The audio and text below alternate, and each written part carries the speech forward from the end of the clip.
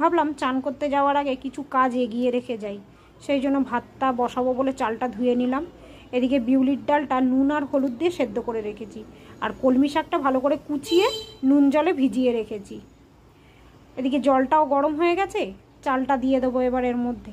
আমার ভিডিও যদি তোমাদের ভালো লাগে একটু লাইক কমেন্ট করে আমার পাশে থেকো। তো জলটা দেখো গরম হয়ে গেছে, এবার চালটা আমি দিয়ে দিলাম। ভাতটা হয়ে যাবে আমি চান করতে করতে আসতে।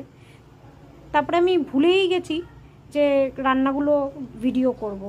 ওই জন্য একবারে তোমাদের সাথে দুপুরবেলার মেনু শেয়ার করে দিলাম। দেখলে তো ভাতটা হয়ে গেছে, কলমি শাক কেটে রেখে গেছিলাম, কলমি শাকটা ভাজা হয়ে গেছে।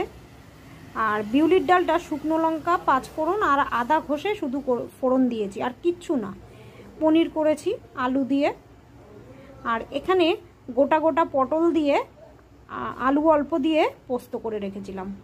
তো পোস্তটা খেতে তো খুবই ভালো হয়েছিল। আর এই পনিরটা না শুধু টমেটো, আদা আর কাঁচা লঙ্কা পেস্ট করে করেছি, দুর্দান্ত হয়েছিল।